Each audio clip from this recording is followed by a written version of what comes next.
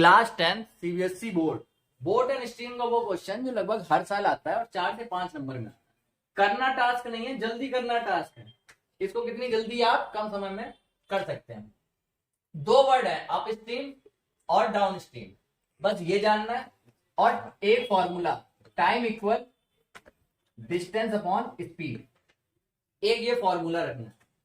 Down stream का मतलब boat की स्पीड और वाटर की स्पीड, या बोट और वाटर दोनों एक ही डायरेक्शन में चले, ठीक है ना। और अप स्ट्रीम का मतलब दोनों अपोजिट डायरेक्शन में चले। वाटर अगर इधर को चल रहा है तो बोट अपोजिट डायरेक्शन चले, जिससे वो धीरे चलेगी, हमें स्पीड माइनस करनी। अगर हमको बोट की मान लेते हैं हम एक्स है स्पीड और वाटर की स्पीड वाई। अगर डाउन स्ट्रीम में बात करेंगे तो दोनों की स्पीड प्लस हो जाएगी, अप स्ट्रीम में दोनों की स्पीड माइनस हो जाएगी। अब क्वेश्चन पढ़ लेते हैं। इतनी बात तो आपको बोर्ड का क्वेश्चन देखने को मिले, ये दो बात तुरंत लिख लेंगे। इसके बाद क्वेश्चन पढ़ लेते हैं। 30 किलोमीटर अप स्ट्रीम में चल रहा है और 44 किलोमीटर डाउन स्ट्रीम में।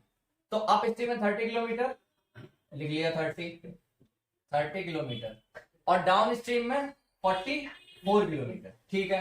टोटल लग रहा है 10 घंटे, कोई बात नहीं। टाइम का फॉर्मूला भी बनता है distance upon speed. Distance 44 upon speed है एक्स प्लस वाई। यहां पर टाइम हो जाएगा 30 अपॉन एक्स माइनस वाई। एक बात ये हो गई, ठीक। अब हम टोटल कितने घंटे लग रहे हैं? 10 घंटे। यानी इसका टाइम, डाउन स्ट्रीम का और अप स्ट्रीम का टाइम मिलाकर कितने घंटे लग रहे हैं? 10 घंटे। तो हम एक इक्वेशन यहां से बना लेते हैं, दोनों के टाइम को प्लस कर लेते हैं। 44 upon x plus y plus 30 upon x minus y, एक इक्वेशन बन गई। दूसरी इक्वेशन के लिए सेकंड लाइन पढ़ते हैं। अब कह रहा है 40 किलोमीटर अप स्ट्रीम में, अप स्ट्रीम यानी ये 40 किलोमीटर अप स्ट्रीम में चल रहा है और 55 किलोमीटर डाउन स्ट्रीम में चल रहा है। 55 किलोमीटर, ठीक है। और अब कितने टोटल टाइम लग रहा है? 13 आवर्स, ठीक है। तो हम इसकी इक्वेशन इधर बना लेते हैं। ये क्या बनेगी? टोटल लग रहा है टाइम 13 आवर्स, ठीक है ना। और टाइम बनेगा कितना? यहां हो जाएगा 55 distance upon speed x plus y, और यहां कितना बनेगा? 40 अपॉन एक्स माइनस वाई। दोनों इन टाइम को प्लस कर देंगे अब, तो आएगा 55 अपॉन एक्स प्लस वाई और 40 अपॉन एक्स माइनस वाई।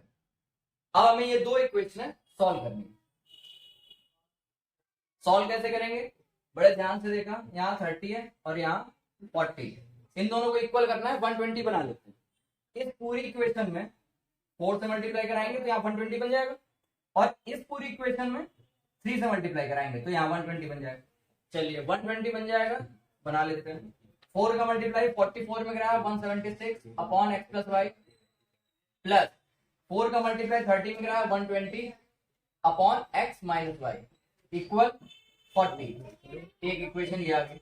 3 का मल्टीप्लाई करा लेते हैं इस इक्वेशन में, 55 में कराएंगे 165 upon x plus y, plus 3 का मल्टीप्लाई 40 में 120 upon x minus y equal 39।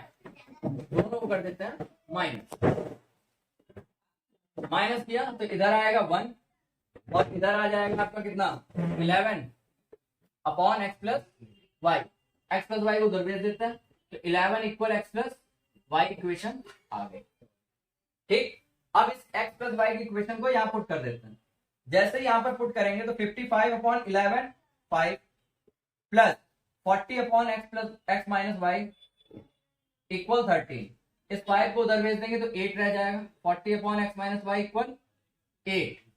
X minus y को उधर भेज दो, 8 को नीचे भेज दो, तो एक्स माइनस वाई इक्वल क्या आ जाएगा? 5। ये आ गई दूसरी इक्वेशन। ये दो इक्वेशनों को यहाँ सॉल्व करने जा रहे हैं। X plus y equal 11, x minus y equal 5। दोनों इक्वेशनों को सॉल्व किया, प्लस कर दिया, यहाँ आ गया 2x इक्वल 16, यानी x इक्वल 8। इस x की वैल्यू को यहाँ पुट किया तो 8 plus y equal 11, y equal 3।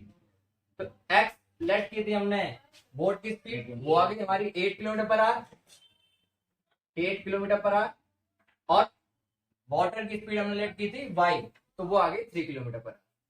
और यही हमसे पूछी गई थी, स्ट्रीम की स्पीड और बोट की स्पीड, दोनों निकल आई है।